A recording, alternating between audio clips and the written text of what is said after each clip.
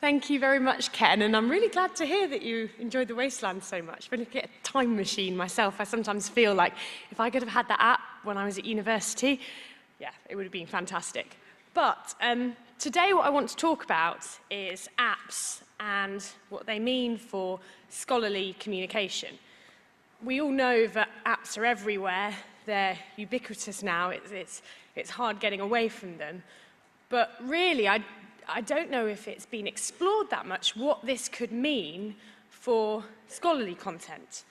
So I'm also going to focus on content itself and kind of deliberately stray away from the systems around it, the business model around it, which is what I often end up talking about, and just talk about app content and what this could mean for you guys in scholarly communication.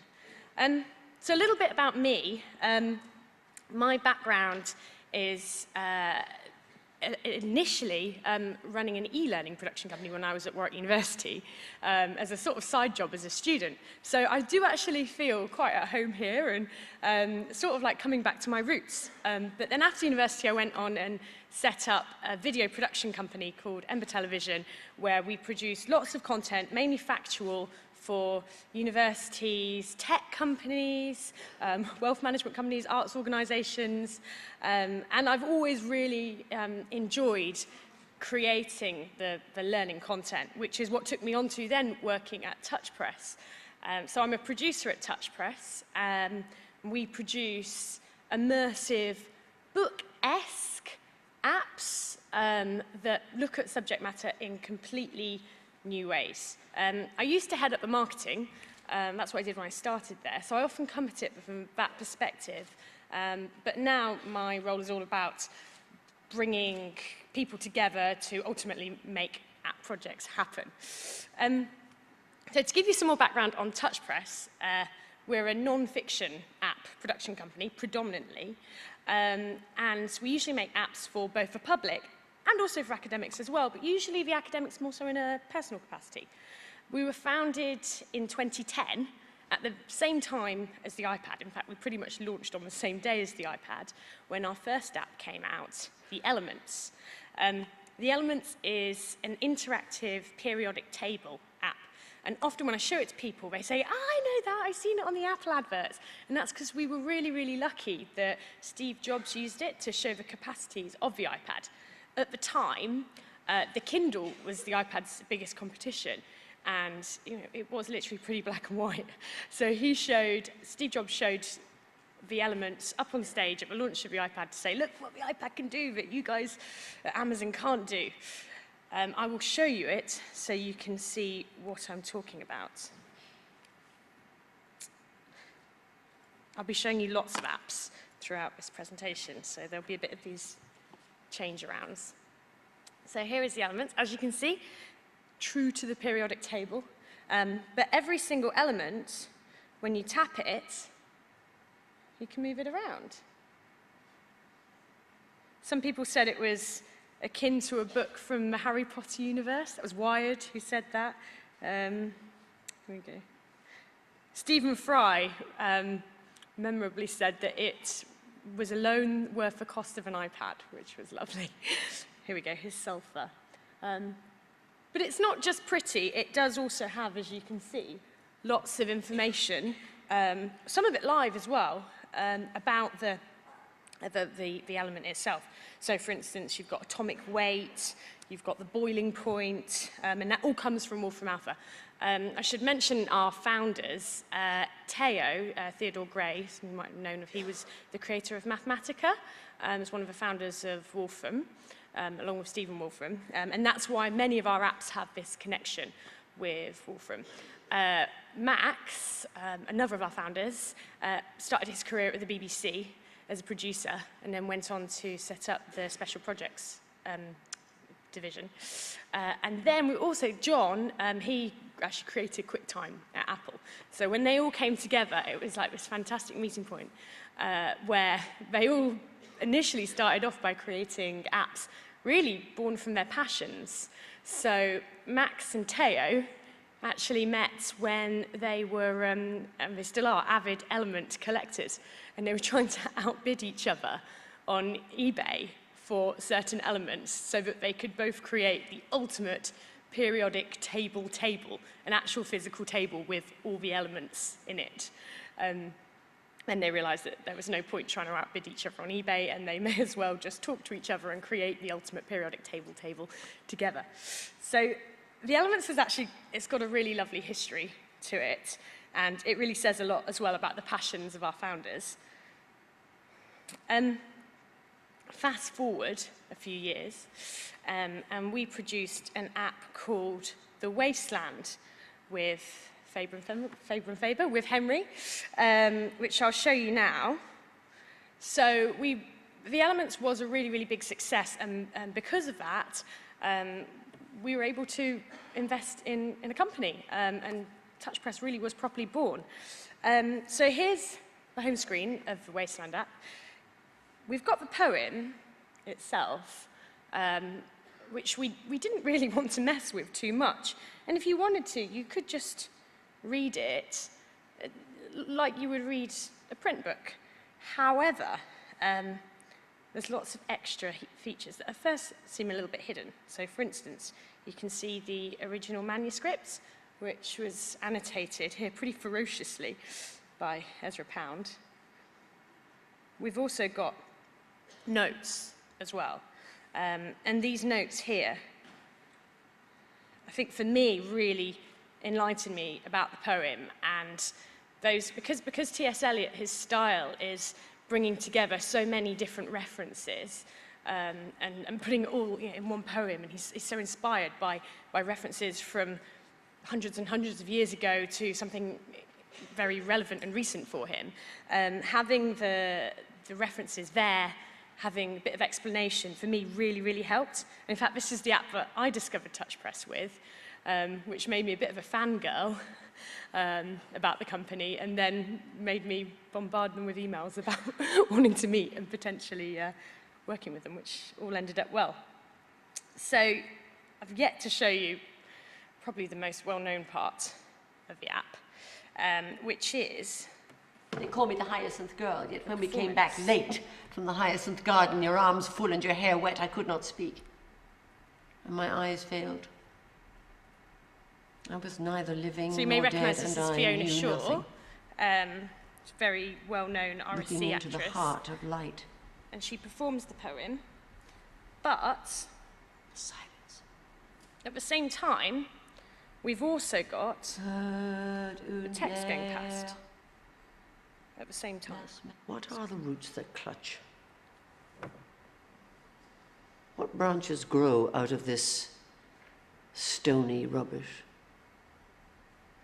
Son of man, you cannot say or guess, for you know only a heap of broken images. And then we can pick audio recordings as well, so here's T.S. Eliot A himself. heap of broken images where the sun beats, and the dead tree gives no shelter.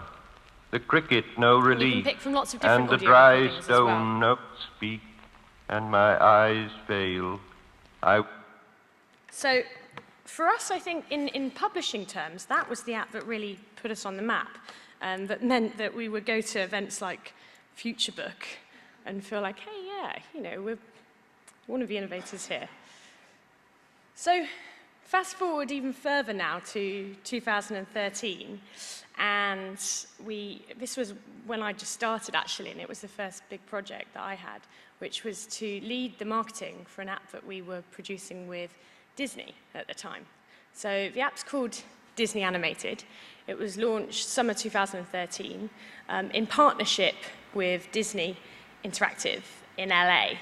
And what the app does is it gives that treatment of revealing a subject in a completely new way, but it gives it to Disney animation, something that people often think of as, it is quite mainstream, very popular, but showing the depth behind it. So I'll show you the app now.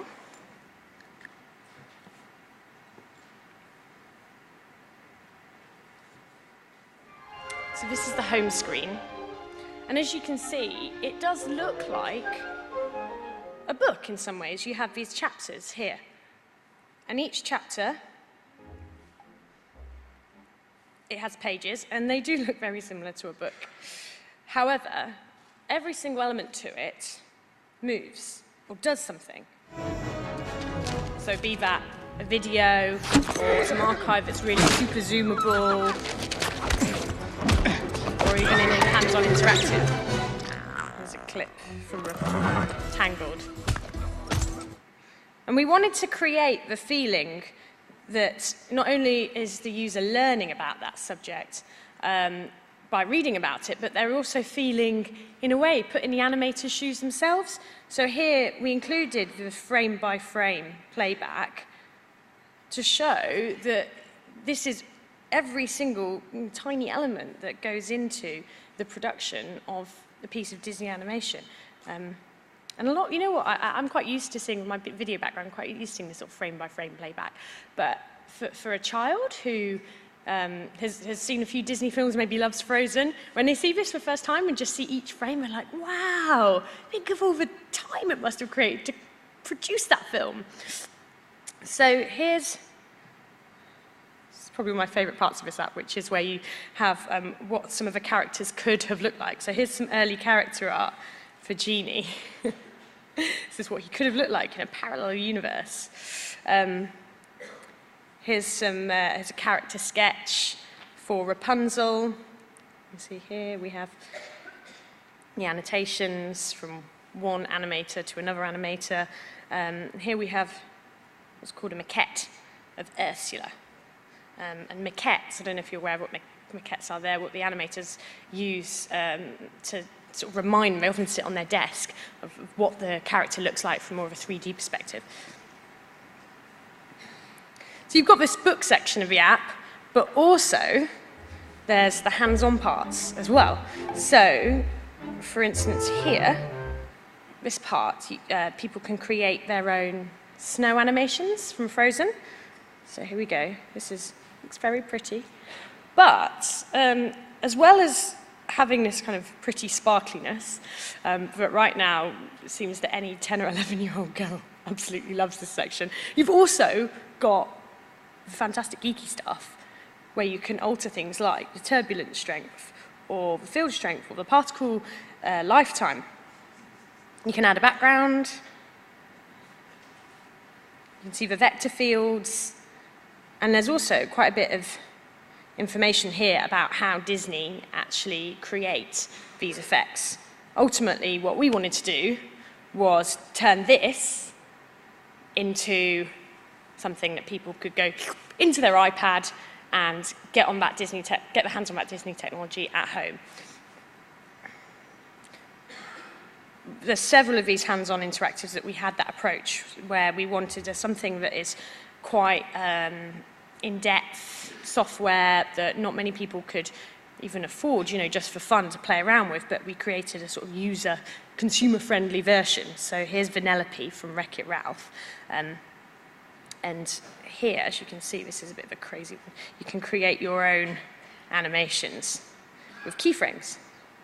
So here we go. I can move a ponytail around, I can move a hand, even each finger, add the keyframes, and then play. So we've got this kind of connection between learning about the thing itself and then getting your hands on that technology and actually doing it. So now you have an idea of the sorts of things that are possible in Appland. I want to now talk about the facets of apps and hopefully inspire you to think differently about what sorts of things you could do with your content. So to do this, to look at the facets of apps and ultimately what's different about apps and other more traditional forms of media, I think it's important to go back a few steps and look at the history of apps. Where did they come from? They didn't just pop up out of the blue as a concept. Well, they're ultimately software. First, we've had cartridges and zip disks and floppy disks, and then CD-ROMs, and then apps. They've come from this fantastic heritage of software. So back in the 90s is when I first got into apps, I suppose, before apps was a thing when I was a kid. And I absolutely love The Sims and Barbie Fashion Designer and Sid Meier's Civilization. I love that one too. And that's really, I suppose, where I got my love of interactive content. And back then, there were some really fantastic non-fiction CD-ROMs. So, for instance, Voyager's work, they started in 1990 with their first ever expanded book, which was actually a Beethoven's Ninth companion CD-ROM, which is funny because we've done a Beethoven's Ninth app as well. And it was pretty groundbreaking at the time. There's also other CD-ROMs, this sort of expanded book style. For instance, in Carter Encyclopedia, of course, and the Star Trek Interactive Technical Manual from Simon & Schuster. So this interactive media, these apps I'm showing you, they may feel very new, but actually they're really bedded in history and in the past, and a lot of the techniques that we use have been developed decades ago. But let's whiz forward now to the noughties, and when the App Store launched, which was in the summer of 2008. The iPhone had already been out a year, but the App Store launched, and suddenly developers were able to create their own apps for this platform.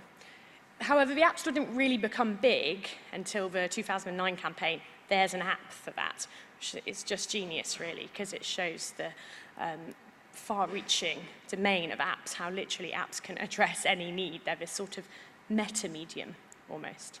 But these initial apps at that time, in 2008, 2009, they weren't really anything like these expanded books. They were more functional or frivolous, casual games like Angry Birds or useful tools or social networking. I think what made people think really differently about apps was actually the launch of the iPad in 2010. And that bigger screen meant that we could start seeing the app as a form of content, as well as something that is functional and as a tool. The content increasingly got more and more advanced, and the App Store increasingly got more saturated as well at the same time, to the point where now there are over 1.2 million apps on the App Store. And it actually has reached a point where apps as a whole generate more revenue than Hollywood's US box office takings. And US, people spend more time on apps than they do watching television. So this is where we are now. Apps are big business. There's not really much getting away from them. They are here for good, I feel. And they're not just on smartphones and iPads, but they're also starting to be integrated into cars, into fridges even. We've all heard about Google Glass probably and Oculus Rift, but this is just the beginning. I think apps will be the platform of the future. So pulling apart the facets of an app, I think the first main difference between apps and traditional media, for instance books, is that apps are accessible anywhere and anytime, as long as you have the internet with you and your device. Okay, fair enough, books you can take with you anywhere, but you can't be holding a book and then decide, oh, I want to read this other book and I want to download it onto this book. It's impossible. Apps live on the cloud. They're ubiquitous. And this is coming back to a concept which many of you will know about, ubiquitous computing, where computing is made to appear literally everywhere and anywhere. It was coined, this term, in 1988, but I think we're really starting to see it happen now. You see here I've got a quote from a Pew study that was done last year, where they asked lots of digital experts about where they saw the future of online space in 2025. And their summary was that in 2025, accessing the internet will just be effortless. And people will tap into it so easily that it will flow through our lives just like electricity. We won't even think about it. So we take a step back and think for a minute what this means about non-fiction content. I think it's really, really big deal. It's really powerful because ultimately information is becoming detached from time and place, and it can be retrieved on the field when it's needed.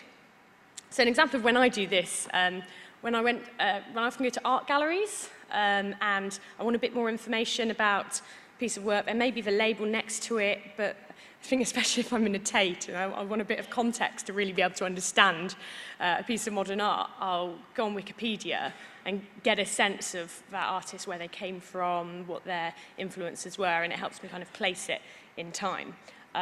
Or for instance, when watching films often, when I watched The Imitation Game recently, I wanted to know a bit of background about World War II, and I realized that there are areas of my knowledge that needed filling in. So I pause it, and then I Google World War II, and I'm sure you all do similar things like this, Enigma, and then just kind of fill myself in with the facts. That's very normal kind of behavior for us now, so we're all making the most of this ubiquitous computing environment. I think the next step is for non-fiction content producers to see the potential of creating content intentionally for this sort of situation. And I think a really good example of non-fiction content done in this way, where it's sort of merged with life itself, is Star Walk, which is the app where you can hold your phone up or iPad to the night sky, and it will show you, annotate the stars that are in front of you, whether you can see them or not. It will show you where they are, and it will give you the constellations as well. I think it's just such a beautiful app, and the experience itself is really real and relevant and visceral, because I'm learning, but I'm also right there and then with the thing that I'm learning about itself. I think what this ultimately means for scholarly communication is that the experience and the information are connecting together, and the scholarly content's value, really, I suppose, it increases because it's more relevant. It quite literally takes academia out of the campus, out of the library, and into real life. So another difference is that apps have the opportunity to have lots of sensors and inputs from the user. Books, for example, have very few sensors. The author doesn't really have much control of it either once it's out. And with CD-ROMs, we only really had the mouse and a keyboard and maybe the date and time. But now we have so many sensory inputs on the iPad and the iPhone, also other smartphones as well. I tend to talk about iPads and iPhones like they're just smartphones as a whole, and it's because we create for iOS. But there's so many sensory inputs that I literally couldn't list them. You've got location, accelerometer, gyroscope, microphone, camera, proximity to other devices. You've even got a magnetometer. And because of that, you can get this merging between the tool and the reference content itself. So previously, you'd have to have two different items, two different products. You'd have to have the tool to measure something, and then you'd have to have the reference documentation to look up what that meant or what its context was. But now the two can be intertwined. It's far more convenient, but also I think you can get a really good sort of feedback loop going on between learning and doing. So for example, I showed you Frozen Snow earlier on the Disney animated app. That has a fantastic loop between learning about how animation is made, even the physics behind it, and learning about the rendering, learning about the maths, but then also doing and experiencing for yourself how it feels to create those special effects. So it turns it into a real, tangible experience. And my other point, my third point on the difference between apps and traditional media is that they're living, apps are responsive. There's a two-way relationship between the audience and the author. And because of that, like you can see here, we can track and see what people are up to on our apps. So we can know, for instance, what the most popular parts of our apps are, the most popular days and the seasons for it to be explored. We know how long people are spending on the app as a whole. And it means that ultimately we can always be tweaking, we can be making our apps better.